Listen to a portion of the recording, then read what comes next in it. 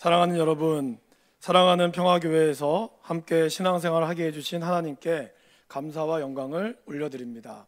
우리 감사의 박수를 하나님께 한번 올려드릴까요? 감사합니다. 네, 감사합니다. 네, 그리고 또 여러분과 함께 하게 된 것도 너무 감사합니다. 우리 그런 의미에서 옆에 계신 분과 인사하실까요? 당신이 교회입니다. 이렇게 인사하실까요?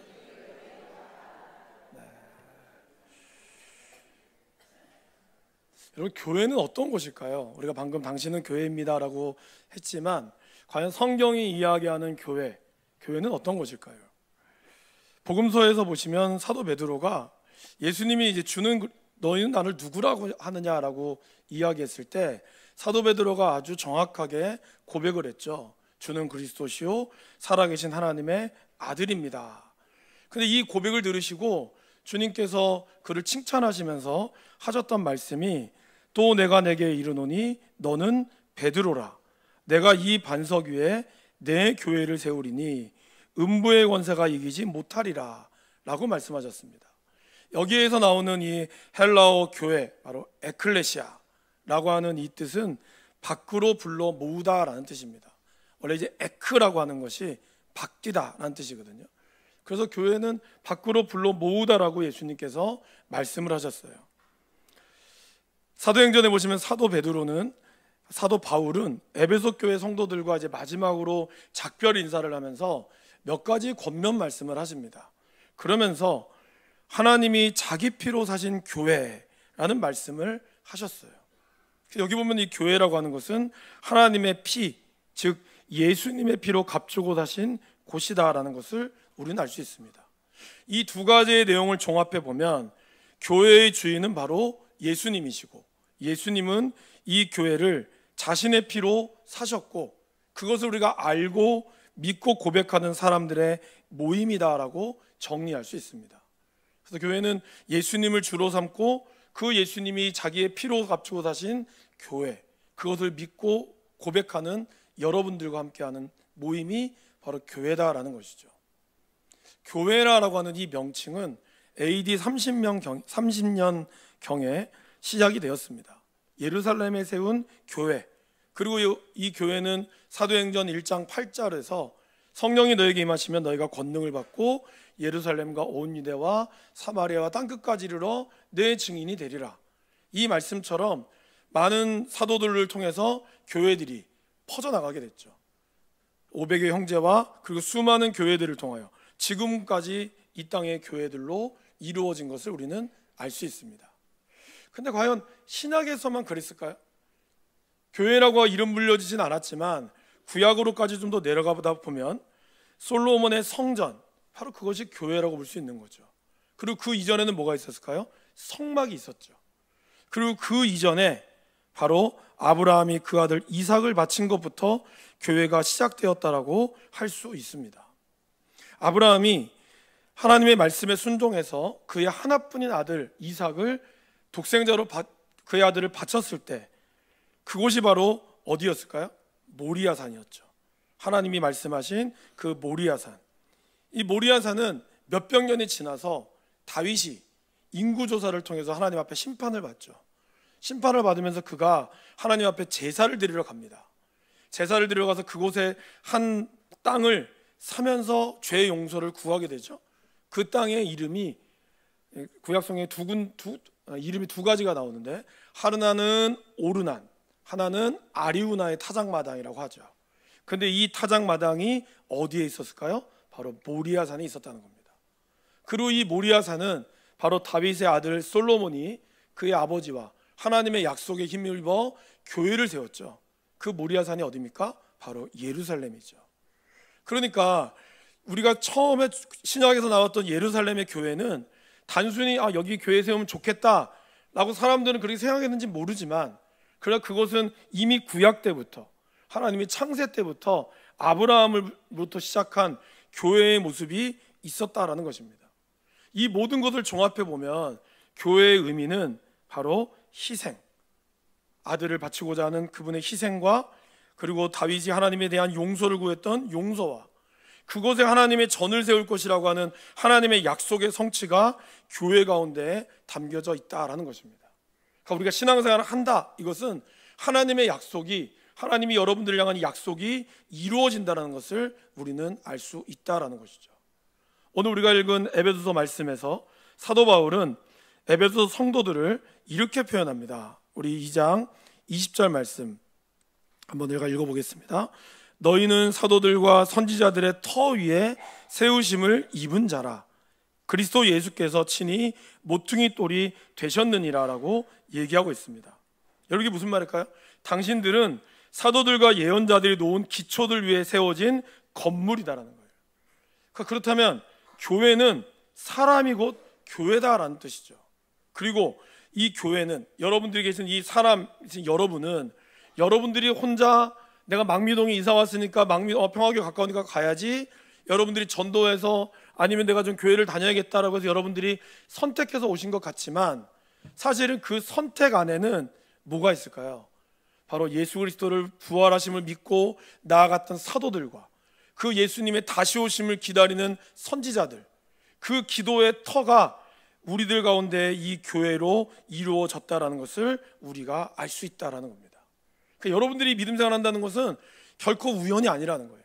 하나님의 택하심과 하나님의 선택과 그다음에 믿음의 선배들의 기도와 사도들로부터는 이 기도의 내용들이 저와 여러분들을 이 자리로 만들어 갔다라는 것이죠. 그리고 그 머리에는 바로 머릿돌 되시는 예수 그리스도가 중심이 되어 있다라는 것입니다. 이것이 바로 우리가 가지고 있는 교회의 정체성이라는 거예요. 교회는 크게 예수 그리스도, 사람, 이것이 바로 우리의 교회다라는 것입니다. 그렇다면 이러한 교회의 정체성을 구약의 말씀과 함께 좀 더 자세하게 살펴보도록 하겠습니다. 첫 번째로 교회는 상호 헌신의 장소입니다. 뭐라고요? 상호 헌신의 장소입니다. 어느 한 사람의 일방적인 헌신이 아니라 하나님과 우리와의 헌신이 만나는 곳이 바로 교회다라는 것이죠. 여러분, 최초의 교회라고 얘기했던 모리아산, 거기를 한번 가보실까요? 하나님께서 하나뿐인 아들, 100세에 낳은 그 아들 이삭을 바치라고 했어요. 아브라함은 그 말씀에 순종하며 모리아산으로 갔습니다. 결정적인 이삭을 죽이려고 하는 순간에 하나님이 그를 말리죠. 아브라함아, 아브라함아, 내가 이제야 나를 경외하는 줄을 알았노라. 그러면서 아브라함의 눈을 들어 봤을 때 그곳에는 순양이 머리에 걸려 있었어요. 불이 그의 뿌리 가지에 걸려 있는 것을 보았습니다. 그리고 그것을 하나님께 바쳤죠. 어떻게 보면 아브라함의 믿음을 보는 것 같지만 사실은 이걸 통해서 하나님은 뭘 보여주셨을까요? 내가 이렇게 이 나의 독생자 내 아들을 너희를 위하여 줄 거라고, 나의 모든 것을 주겠다고, 아브라함에게 자기의 전부였던 이삭을 주었던 것처럼 하나님께서도 이 교회를 통해서 바로 독생자 예수 그리스도를 이 땅에 보내게 해서 죽게 하신 것이 바로 교회였다라는 것입니다. 그 예수님의 희생이 있었기에 우리는 죄로 인하여 영원히 죽을 수밖에 없었지만 예수님의 피로 사함을 받게 된 것입니다. 그래서 교회는 바로 우리를 위하여 하나님께서 자신의 전부를 내어준 곳이 바로 교회다라는 것이죠. 그래서 여러분, 교회를 통해서는, 교회는 축복의 장소이죠.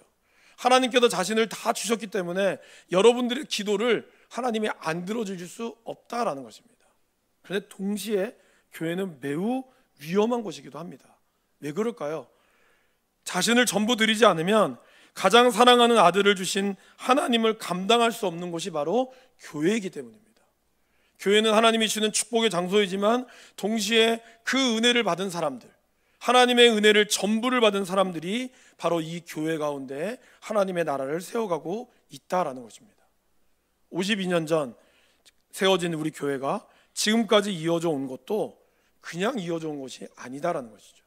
바로 자신의 전부를 내어주신 예수 그리스도의 은혜에 감사했던 여러분과 믿음의 선배님들과 그러한 신앙생활을 통해서 그분들의 순종과 눈물의 희생이 쌓여 있는 곳이 바로 우리의 평화교회다라는 것입니다. 그 평화교회의 마음, 또 사실 우리 교회뿐만 아니라 이 땅에 세워져 있는 모든 교회들이 그렇게 자신의 전부를 내어주신 하나님의 은혜 앞에 자신을 전부 다 하나님의 은혜로 쏟아 놓아부신 그런 순종의 열매다라는 것을 우리가 기억할 수 있기를 바랍니다. 두 번째는 바로 교회는 상호 만남의 장소입니다. 솔로몬이 성전을 지을 때 크게 지어달라 그랬어요.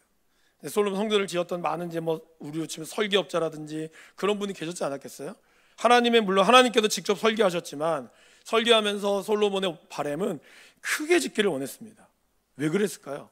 역대하 2장 5절 말씀을 한번 읽어보겠습니다. 내가 건축하고자 하는 성전은 크니 우리 하나님은 모든 신들보다 크심이라. 그러니까 왜 크게 지으려고 했죠? 하나님이 크시기 때문에. 하나님이 너무 크시기 때문에 자기도 이렇게 너무 큰 성전을 짓고 싶었어요. 솔로몬은 자신의 업적을 자랑하기 위해서 지으려고 했던 것이 아닙니다.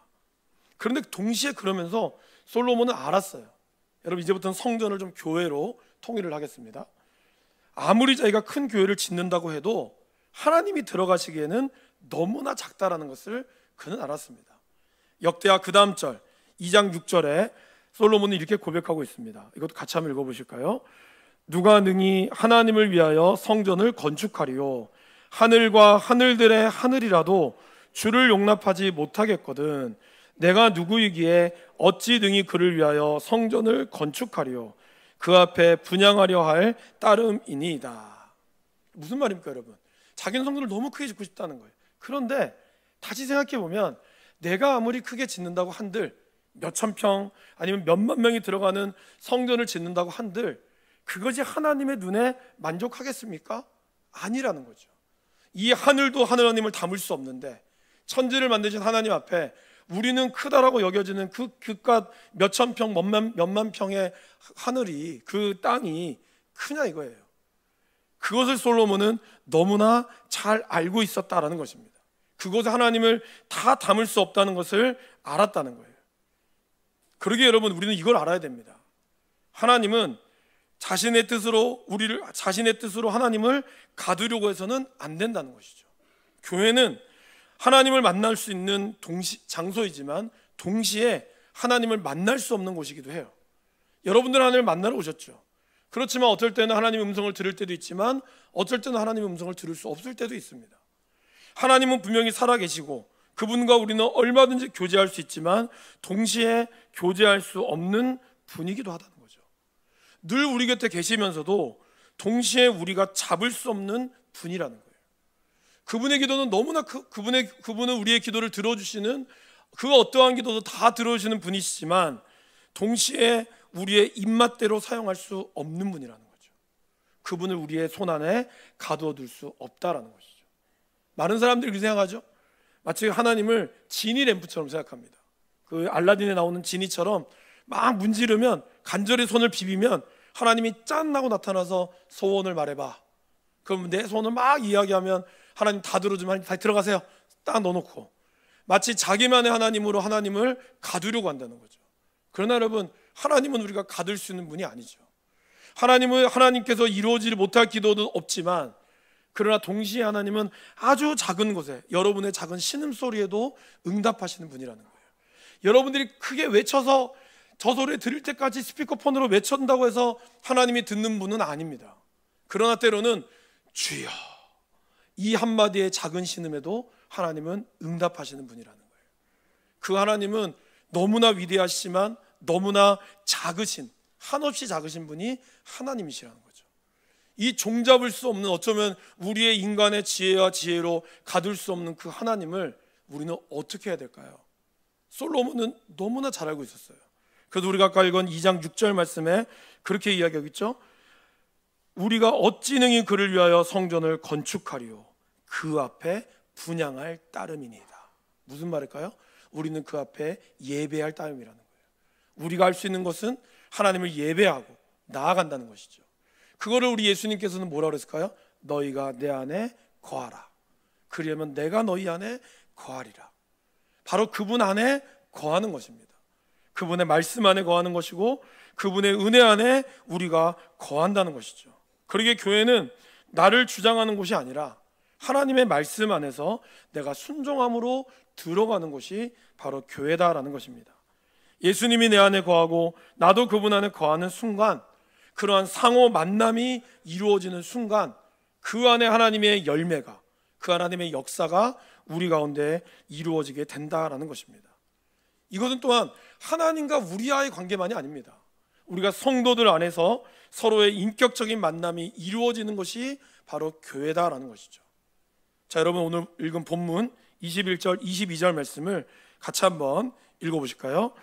그의 안에서 건물마다 주 안에서 성전이 되어가고 너희도 성령 안에서 하나님이 거하실 처소가 되기 위하여 그리스도 예수 안에서 함께 지어져 가느니라. 여기 보시면 여러분 이 성전이 지어져 가는데 네 가지가 나와 있어요. 뭐였어요? 그의 안에서, 주 안에서, 성령 안에서, 그리스도 예수 안에서. 그 하나님의 성전은 주님 안에서, 성령 안에서, 그분의 임재 안에 머물러 있다라는 것입니다. 그리고 그것이 서로 간의 건물들이 연결되어 결합되어 간다라는 것이죠. 우리가 건물을 만들 때 재료들이 다 있지 않습니까? 뭐 시멘트도 있고 철골도 있어요. 근데 이것들이 다 서로 떨어져 있습니까? 떨어져 있지 않아요. 건물을 지을 때는 그 건물의 재료들이 잘 이어져 내려가야 한다는 것이죠. 여러분 수술하신 분들은 아마 아실 겁니다. 여러분들이 큰 수술을 앞두고 있으면 병원에서 뭘 하죠? 온몸을 검사합니다. 아니 뭐 다리 하나 자르는데도 뭐 하나 자르는데도 이 사람이 당뇨약을 먹는지 아니면 이 사람이 뭐 혈압은 높은지 온몸을 다 검사해요. 왜 그럴까요? 우리의 몸이 연결되어 있기 때문이라는 거예요. 그래서 여러분 이것은 엄밀히 얘기하면은 몸의 세포들에게 물어보는 거예요. 야, 이 세포야, 오늘 오른쪽 이 팔에 있는 이 힘줄을 좀 자르려고 하는데 괜찮겠니? 그러면 세포 중에서 안 돼, 나 당뇨가 있어. 그거를 의사들이 조사하는 거죠. 그래서 한 번에 수술을 하지만 수술에는 온몸에 영향을 미친다는 겁니다. 교회도 마찬가지죠. 여러분들이 다 각자가 다 달라요. 그러기에 한 사람이 한 사람이 믿음 좋다고 해서 교회를 이끌어가는 것이 아닙니다. 한 사람의 목회자가 교회를 갑시다 해서 이끌어져 가는 것이 아니죠.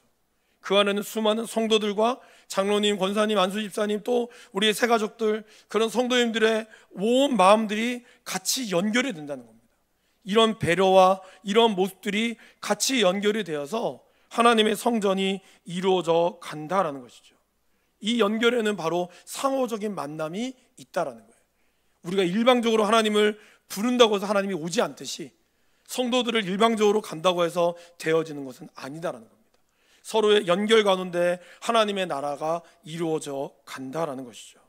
그러기에 교회에서 이기적인 모습으로 자기만의 모습으로는 하나님의 교회들이 제대로 지어져 갈 수 없다라는 것입니다.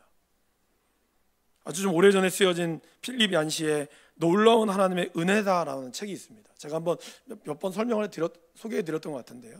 여기 서론에 보면 그런 말이 나와요. 한 미혼모가 이제 아이를 낳고 남편은 도망갔고 남편이 누군지도 사실 모르고 그런 가운데 이제 경제적인 어려움과 그런 아픔 가운데서 애는 키워야 되는 상황이 됐을 때 그때 그 옆에 있던 한 나이가 많으신 지극한 노인분께서 그 얘기를 하시는 거예요. 아니 이렇게 힘들게만 하지 말고 교회로 가보지 그러지요. 그때 그 여인의 외침이 참 제가 그 책 첫 장에서 너무 좀 충격을 받았어요. 뭐라고 하는지 아십니까? 이 여인이 이렇게 얘기합니다. 내가 지금도 안 그래도 비참한데 교회 가서 더 비참해지라고요? 그 얘기를 했다는 거예요. 교회에 가면 자신의 이런 모습은 오히려 교회 사람들이 나를 더 비참하게 만든다는 거예요. 사람과 사람의 인격이 아닌 저 사람이 가지고 있는 것으로 저 사람이 소유하고 있는 것으로 되어져 있는 이 교회의 모습에 이 필립 얀시는 그거를 실제적인 이야기를 얘기하고 있다는 것이죠. 여러분 교회는 어떤 것입니까? 사도행 요한복음 3장 16절 말씀에 예수님이 이 성경 66권을 딱 요약해서 아주 정확하게 말씀하셨죠. 우리 요한복음 3장 16절 말씀을 읽어보겠습니다. 하나님이 세상을 이처럼 사랑하사 독생자를 주셨으니 이는 그를 믿는 자마다 멸망하지 않고 영생을 얻게 하려 하심이라. 예수님께서 사도 요한을 통해서 예수님이 오신 목적을 그렇게 말씀하셨습니다. 그리고 사도 요한은 이제 요한의 공동체를 만들면서 그가 요한일서 3장 16절 성경만 다르지 똑같이 3장 16절에 그는 이렇게 우리에게 권면하고 있습니다. 우리 이 말씀도 같이 읽어보겠습니다.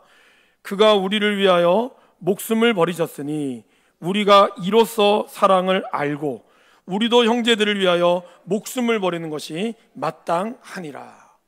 바로 예수님이 우리를 위하여 이 땅에 오셔서 그분의 사랑을 주셨듯이 우리도 마땅히 그 사랑을 안다면, 알고 있다면 우리가 형제를 위하여 목숨을 거는 것이 마땅하다고 요한복음 3장 16절과 요한일서 3장 16절을 똑같이 배치하면서 사도 요한은 우리에게 말하고 있다는 거예요.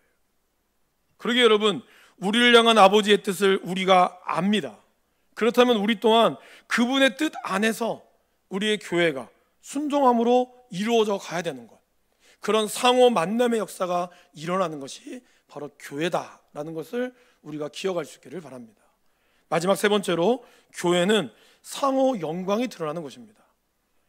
우리가 하나님께 영광을 올리죠. 오늘 우리 시간 여러분 예배를 통하여, 여러분의 삶을 통하여 하나님께 영광을 돌립니다. 그러면 하나님이 그 영광을 받으시고 어떻게 하실까요? 하나님은 우리에게 은혜를 베풀어 주시며 우리를 또한 빛나게 하신다는 것입니다. 바로 이러한 상호의 영광이 있는 곳이 교회죠. 솔로몬의 성전에는 크게 두 기둥이 있었죠, 여러분. 그 기둥의 이름이 뭔지 아십니까? 야긴과 보아스였죠. 그래서 이 야긴의 이름은 뭡니까? 그가 세우십니다. 그러면 보아스는 무슨 뜻일까요? 그에게 힘이 있다라는 거예요. 그래서 이 기둥을 통해서 하나님께서는 성도들의 삶이 하나님께서 친히 세우시고 우리를 일으켜 주신다라는 것을 말씀합니다. 저와 여러분들의 삶을 지탱하는, 어떤 몸을 지탱하는 건 허리죠. 척추가 중요하죠. 척추가 무너지면 사실 모든 일을 하기가 어려운 거죠. 정신은 말짱해도. 그만큼 우리에게는 기둥이 필요하죠. 마찬가지로 성도의 삶의 두 기둥은 무엇일까요? 바로 하나님의 말씀, 기도, 그리고 십자가의 능력입니다. 이 십자가의 능력을 의지하며 나아갈 때 우리가 든든히 서나갈 수 있다라는 것이죠. 그러게 교회는 어떤 사역을 할 때 예배보다, 기도보다 앞서서는 안 된다는 거예요. 기둥 앞에서 건물 지을 수 있습니까? 무너지죠. 기둥 안에서, 기둥의 틀 안에서 건물이 좀 삐져나갈 수는 있지만 그 안에 기둥을 지탱하는 기둥 안에서 건물이 세워져야 됩니다. 우리의 교회라고 하는 하나님의 만드신 이 교회는 바로 하나님을 예배하고 하나님을 기도하는 이 기둥이 무너지면 안 된다는 것이죠. 이 기둥보다 앞서가면 안 된다라는 것입니다. 자, 이 교회라는 말씀을 준비하면서 우리 교회를 자랑할 것이 뭐가 있을까 이렇게 생각을 해봤어요. 너무 많아요. 천지백가리 있어요. 그걸 다 얘기하면 시간이 너무 없고, 그래서 딱 몇 가지만을 생각을 해봤어요. 그 중에 가장 대표적인 것이 저는 전도와 기도라는 생각이 들었어요. 우리 교회에는 뭐 여러분들 아시겠지만 몇십 년 동안 절에 열심히 다니시다가 예수님을 믿기 시작하면서 바로 새벽 기도에 나오셔서 시작하신 분도 계십니다. 재산 가질래, 교회 갈래, 재산 포기하고 하나님께 오신 분도 계십니다. 신내림을 받을 뻔했고 그래서 이혼할 뻔도 했었지만 끝까지 하나님을 믿고 주님을 만난 분도 계십니다. 그 외에도 수많은 간증들이, 기도의 간증들이 넘쳐나는 것이 바로 우리 교회였다는 것이죠. 또한 우리 교회는 지금도 우리가 저녁마다 우리 권사님들이나 집사님들이 더 기도의 불을 당기고 계시지만 그 전에 교회에서 철야기도 하시면서 추운 땅바닥에서 주무시기도 하고, 그리고 기도가 끝나면 교회를 도시면서 이 교회를 달라고, 처음에 우리 교회가 여기만 있었다 그랬잖아요. 그러면서 주변의 땅들을 하나님께서 이 땅을 주시옵소서로 기도하시고, 그리고 안 믿는 가정 집 앞에 가서 거기 남편을 위하여, 거기 그 안에 여자들을 위하여 기도하셨던 기도의 권사님들과 그 눈물이 있었다라는 것을 저는 알고 있습니다. 위기의 순간에 묵묵히 기도의 자리를 지키셨던 분들, 바로 하나님의 능력과 하나님께서 세우신 것을 믿고 나아갔던 분들의 기도가 우리 평화교회를 이끌어 왔다라는 것이죠. 시대는 바뀌어도 모이기를 힘쓰고 모여서 기도하고 예배하고 말씀 안에서 하나님의 그리스도를 닮아가기를 힘쓰고 이웃을 섬기고 구령의 열정을 가진 교회가 하나님께서 영광 받으시는 교회다라는 것입니다. 그리고 하나님께서는 그런 교회와 성도를 사랑하신다라는 것이죠. 사랑하시고 사용하신다는 것은 무슨 뜻일까요? 우리가 순종할 때 하나님의 복이 임한다는 것이죠. 자, 여러분 말씀드렸죠? 순종은 축복이라고. 하나님이 여러분들을 순종하게 또는 말씀하시는 것은 그냥 여러분들 괴롭히는 것이 아닙니다. 그 안에는 하나님의 예비하신 복이 숨겨져 있다라는 것이죠. 사랑하는 여러분, 하나님께서 하나님과 우리와 함께 헌신하고 인격적인 만남이 있는 곳, 우리가 하나님께 영광 돌리고 그분의 은혜가 우리 가운데 임하여지는 상호 영광에 올려드리는 이 교회의 정체성을 우리가 기억할 수 있기를 바랍니다. 다시 한번 52년 동안 우리 교회와 성도들을 지켜주신 하나님과 또 우리 모든 성도에게 감사와 또한 은혜를 주기를 원합니다. 함께 오신 우리 모든 성도님들, 이제 우리가 다시 주님 오실 때까지 우리 교회가 멈춰져 있지 않기를 원합니다. 본질은 우리가 잃지 않아야 되죠. 그죠? 그러나 이 본질을 향한 시대의 언어를 우리 교회가 담아낼 수 있어야 돼요. 시간이 흘러도 기도는 여전히 살아 있습니다. 시간이 흘러도 예배와 하나님의 말씀과 복음의 사명은 살아 있어야 돼요. 이것이 지금까지 여러분들이 부흥하는 교회, 여러분들이 알고 있는 모든 교회에 갖추고 있는 모습이에요. 그 교회가 뭐 주차장이 많아서 그 교회가 무슨 첨단 시설을 가지고 있어서 부흥하는 게 아닙니다. 본질을 갖고 있다는 거예요. 본질을 잃지 않는 거예요. 그러나 이 본질 속에 지금 이 시대가 어떤 언어를 담고 있는가를 교회는 또한 동시에 가지고 있는 거죠. 그래서 그 시대의 언어를 담아서 교회가 변화되는 유연성을 갖추고 있다라는 것이죠. 우리 교회도 평화의 가족 모두가 모퉁이 돌 대신 예수님 안에서 서로 연결되고 함께 울며 함께 웃으며 그렇게 하나님 앞에 함께 지어져 갈 수 있는 우리가 움직이는 교회라는 것을 잊지 않기를 간절히 축원합니다.